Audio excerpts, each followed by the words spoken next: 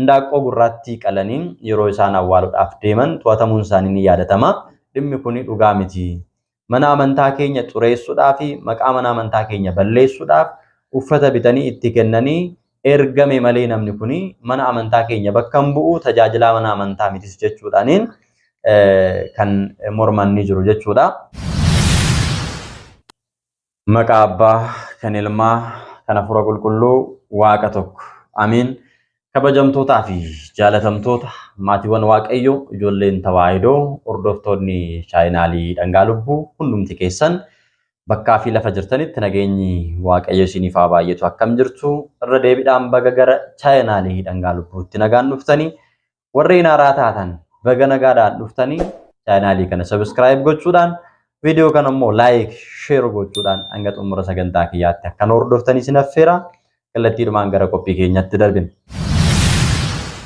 Qophii keenya guyyaa har'aa kana keessatti kan waliin ilaallu yeroo darbe magaalaa Mojoo keessatti monokseen tokkoo fi namni tokko indaaqqoo gurraattii qalaniin yeroo isaan awwaaluudhaaf deeman to'atamuun isaanii ni yaadatama. Dhimma kanaan wal qabatee yeroo ammaa kana sooshaal miidiyaa irratti ajandaa ta'uudhaan namoonni baay'een dhimmi kun dhugaa miti. Mana amantaa keenya xureessuudhaa fi maqaa mana amantaa keenya balleessuudhaaf uffata bitanii itti kennanii ergame malee namni kun mana amantaa keenya bakka hin bu'u tajaajilaa mana amantaa mitis jechuudhaaniin kan morman ni jiru jechuudha. Dhimmi kun maal inni jennee yoo ilaalle dhuguma ergamsa moo ergama miti? Ergamsadha. Ergamsi isaa maal inni?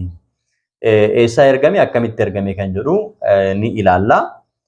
Namni kun tajaajilaa mana amantaa keenyadha moo tajaajilaa mana amantaa keenyaa miti kan jedhus dhimma isaa sirriitti ragaa wajjiniin ni ilaalla. Isa dursa garuu akka walii galaatti ergaan ani amantoota Ortodoksii Tawaahidoodhaaf dabarsu maal inni? Dhimmi kun mana amantaa keenyas abboota mana amantaa keenyas bakka hin bu'u.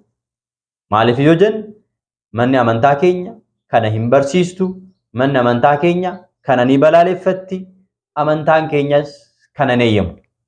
Kanaafuu dhimmi kun mana amantaa keenya bakka hin bu'u. Dabalataan immoo namni kun nama amantaa ta'ee waan namaa fi ciggaasisaa waan waaqayyos waan namni hin jaallanne waan waaqayyo irraa nama fageessu waan lubbuu namaa foon namaa miidhu waan hamaa ta'e abaaramaa ta'e waaqayyoon kana baaree kana haa raawwatu malee abboota hundatu kana raawwate jechuu hin dandeenye. Sababni isaa dhugaadhaan warri mana qulqullummaa keessatti waaqayyoon tajaajilan saba isaanis karaa danda'ame hundaan aarsaa ta'anii kan tajaajilan jiru. Dabalataan immoo hojii tolchaa, hojii mooraa warri gariin hojjetan kana haalleessuudhaaf, fashaleessuudhaaf uummanni keenya bilisa akka ba'an, akka isaan mootummaa waaqayyoo dhaalaniif karaa kan agarsiisan kaayyoo diinaa kanaanis kan morman abboonni gaggaariin mana kiristaanaa keenya keessa ni jiru. Warreen akkasii ni jajjabeeffanna. Warreen mana amantaa keenya dahoo godhachuudhaan mana amantaa keenya keessa taa'anii hojii dabaa, hojii tolchaa kana hojjetan kaleessas kan turan hammas kan jiran gara fuulduraattis jiraachuudhaaf kaayyoo kan qaban hunda isaanii ni balaaleffanna. Mana amantaa keenya keessa akka ba'anii fi waan hojjechuu qabnu hunda aarsaa ta'anii hojjechuun nurra jiraata. Maaliif yoo jenne ammas hedduun isaanii maqaa mana amantaatiin kan daldalan mana amantaa keessa taa'anii hojii tolchaa kana kan hojjetan kaabbaa jala dhokatanii harkatti fannoo qabatanii kara biraan hojii dabaa kara biraan immoo hojii tajaajilaan hojjedha jechuudhaan mana kiristaanaa keessa taa'anii hojii kana kan hojjetan hedduun isaanii waan jiraniif isaan kana addaan baasnee beekuun barbaachisaadha. Dabalataan immoo dhimma kanaan wal qabsiisuudhaan namoonni gufachuu malu jechuudha. Kuni ta'uu hin qabu.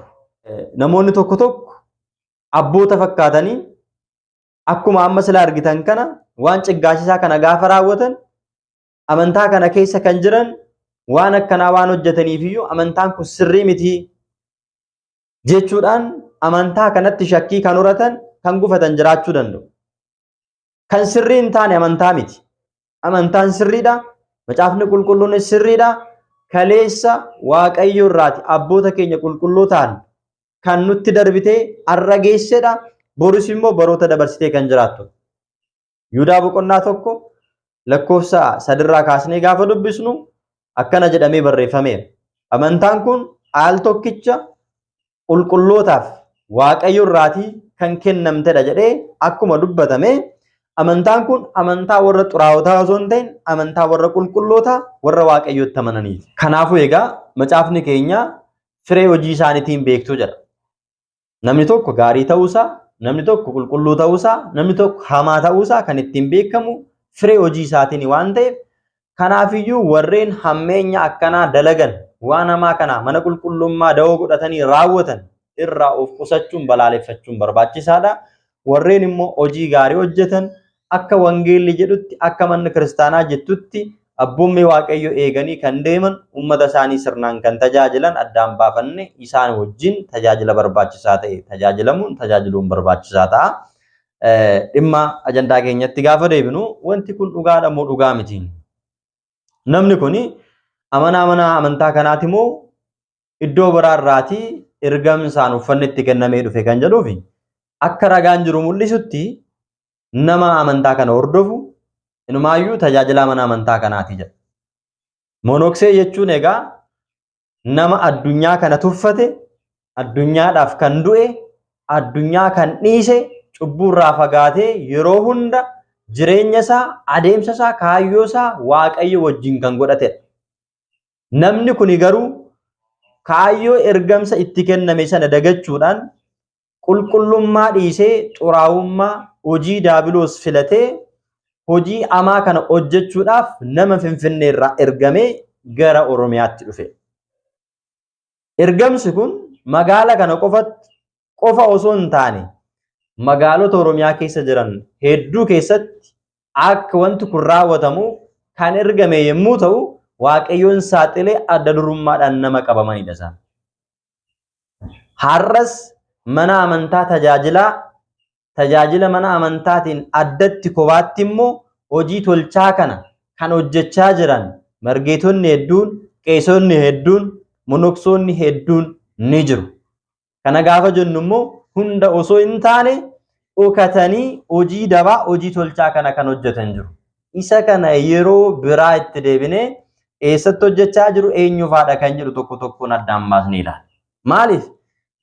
Eenyummaa isaanii yoo beekne irraa of eeggachuun nutti ulfaatu waan ta'eef warreen akkasii irraa of eeggachuu qabna waan ta'eef jechuudha.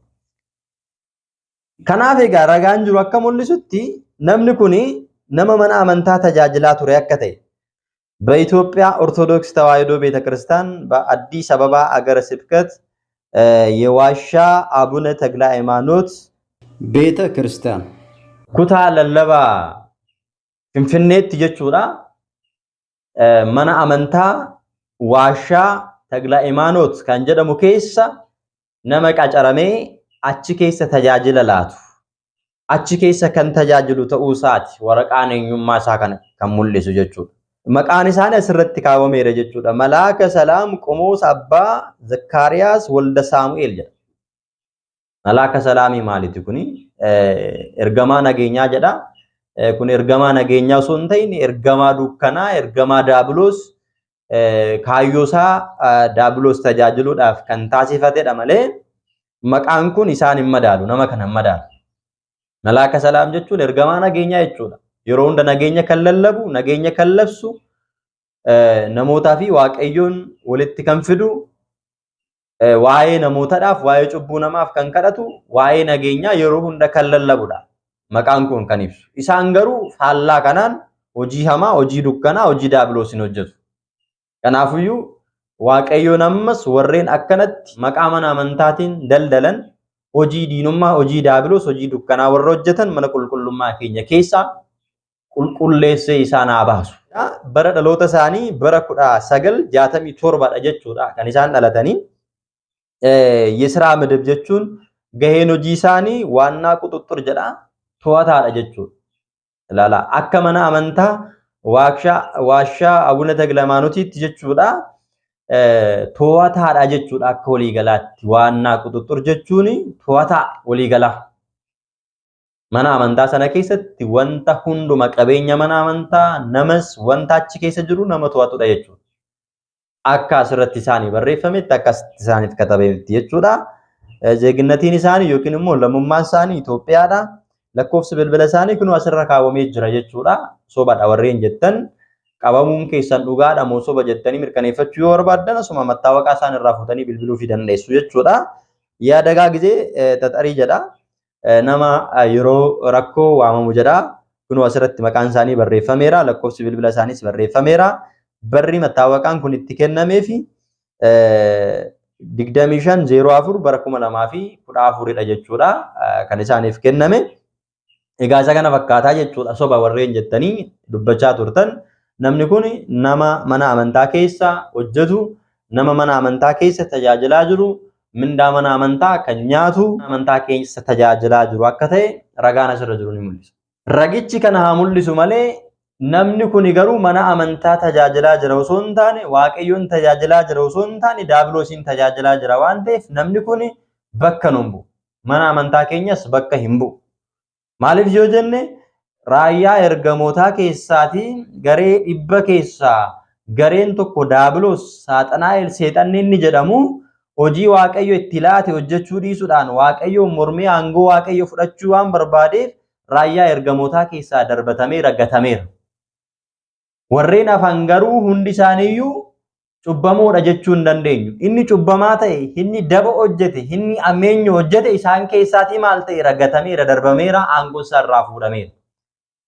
Namni kunis maqaa abboota hundaa bakka hin bu'u ofiisaa namni kun waan hojjete kanaaf itti gaafatama.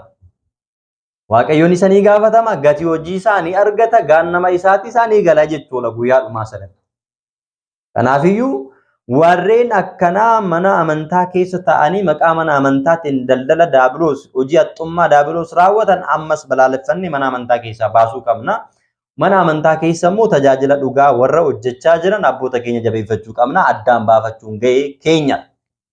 Dabalataan immoo manni lubummaa aanaa lumee namni kun mana amantaa keenya bakka kan hin buune maqaa mana amantaatiin fannoo mana amantaatiin uffannaa mana amantaa uffachuudhaan hojii dukkana keessa hojjetamu hojii Daabiloos hojii dabaa hojii ciggaasisaa hojii abaaramaa kana waan hojjeteef mana amantaa keenya kan bakka hin buune tajaajiltoota hedduu maqaa balleessuu kan danda'u waan ta'eef akkasumallee amantoota warra amantaatti hin bilchaanne gufachiisuu kan danda'u waan ta'eef namni kun hammeenyi inni hojjeteef badii raawwateef itti gaafatamuu qaba jechuudhaan himannaa irratti bananiitu jiru. Dhimmi himannaa kun egaa waajjira poolisii qaqqabee jira. Dhimmi kun egaa maal ta'a? Murtii akkamiitu irratti murtaa'a? Tarkaanfii akkamiitu irratti fudhatama kan jedhu murtii achitti murtaa'e yeroo nu qaqqabetti egaa guutummaa isaa kan isin beeksisnu ta'a.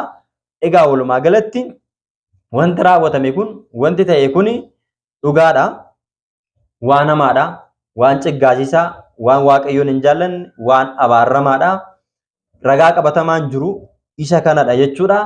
Kanaafuu nuti kan balaaleffannu nama waan hamaa hojjete kana, nama waan badaa raawwate kana maqaa mana kiristaanaa keenya balleessuudhaaf, maqaa abbootaa keenya xureessuudhaaf, akkasumallee magaala sana keessatti gochaa akkanaa raawwachuun isaa diinummaa hammeenya saba warra biyya lafaarra jiraatan balleessuudhaaf, qabeenya isaanii karaa dalgaatiin fudhachuudhaaf, nageenya biyyaa dhorkuuf booressuudhaaf yaadamee hojjetame waan ta'eef iyyuu ni balaaleffa. Kun sirrii miti. Ammas namoonni akkana kutaalee biyyattii iddoo adda addaa keessatti mana kiristaanaa dawoo godhatanii kan ta'an hedduu isaaniitu jiru. Warreen akka kanaa ammas baasnee salphisuutu nurra jiraata. Waaqayyoonis isaan ni salphisa, dhumarratti iyyuu ni salphatu. Garuu ammas immoo akka isaan salphataniif uummanni keenya nagaan akka jiraatu, nageenyi biyya keenya akka bu'uuf, jaalalli tokkummaan akka lallabamuuf, mana kiristaanaa keenya keessatti jaalalli nageenyi bu'ee abboonni waliin ta'uun tajaajila dhugaa akka laataniif hundumtuu shakkii tokko malee abbaa kiyya jedhanii abboota isaanii amananii akka dhaqanii fannoo irraa dhungataniif namoota xuraa'oota ta'anii fi waan xuraa mana kiristaanaa keessatti hojjetan baasuun barbaachisaadha. Maaliif yoo jenne waan kun bifa kanaan yoo itti fufe namni hunduu keessa isaatti shakkiitu guutama. Maaliif namni hubannoo hin qabne namni hundumtuu kana itti fakkaata waan ta'eef waanuma hojii akkanaa hojjetan itti fakkaata waan ta'eef mana kiristaanaa irraa ni baqata. Dabalatammoo abbootatti siqee waan abbootarraa argachuudhaaf qabu akkan arganneef dhimmi kun yeroo hunda fuula isaanii fuuldura dhufee isaan golga. Isaanitti mul'ata waan ta'eef kanaaf jecha abbootanii beekatu. Abboonnis immoo uummata tajaajiluudhaaf garaa guutuudhaan laphee guutuudhaan bahanii uummata tajaajiluudhaaf dhimmi kun kanaan dursa waan labsameef dhimmi kun fuuldura isaanii waan jiruufiyyuu baay'ee rakkatu jechuudha. Kun akka hin taaneef namoota waan akkanaa kana raawwatan addaan baasnee balaaleffachuudhaan abboonni dhugaa mana kiristaanaa keenya karaa sirriif dhugaa ta'een tajaajilan eenyudha jennee addaan baafannee isaa waliin tajaajila laatamuu qabu.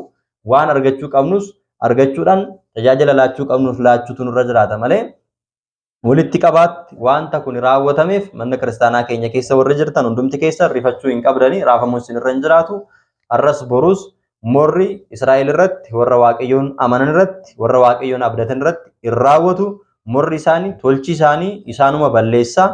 Morri isaanii isaanuma gana isaanuma qaaneessa waan ta'eef kanaafiyyuu nusi jarreen kun akka qaanaan mana kiristaanaa keenya keessaa akka nu ba'anii fi balaaleffachuu danda'utu nurra jiraata. Kanaaf egaa dabalataan wantoonni akkanaa hedduun ni jiru. Wantoota akkanaa kana immoo uummanni bifa kamiitiin of eeggannoo guddaa gochuu qaba. Uummanni keenya bifa kamiitiin of eeggannoo gochuu qaba. Bifa kamiin deemuu qabna kan jennu irratti yeroo biraas deebinee kan waliin mari'annu ta'a. Waaqni nu gargaare kan nu barsiise maqaa Waaqayyoo kan galateeffame haa ta'u. Wanta akkanaa kanarraa hundumti keenya of haa eegnu, haa jabaannu, amantii keenya haa cimnu, kadhannaadhaan haa cimnu, jabaannee Waaqayyotti haa boonyu. Waaqayyoon biyya keenyarraa, saba keenyarraa waan akkanaa nurraa kaasi jennee Waaqayyotti haa himannu. Waaqayyoodhaaf wanti dadhabamu hin jiru, innis nurraa kaasa waan ta'eefiyyuu. Kanaaf hundumti keessan lafa jirtanitti jabaadhaa cimaa, amantaa keessaniin cimaa. Waan kun raawwatameef amantaa keessanitti shakkinaa. Abboonni hundumtummoo kana raawwatu jettanii ija kanaatiin ija tokkoon abboota hunda ilaalinaa. Abboonni faallaa kanaatiin waan qulqulluu waan gaarii hojjetan ni jiru waan ta'eefiyyuu isaan kana addaan baafannee deemuun immoo gahee keenya ta'a waan ta'eefiyyuu kun egaa nu hundaafuu barumsa guddaa ta'a jedheetiin ayyaada. Waaqayyoon biyya keenya nageenya nuuf haa buusu. Waaqayyoon jaalalaaf tokkummaa nuuf haa kennu. Wasbaata Leegzaabeer.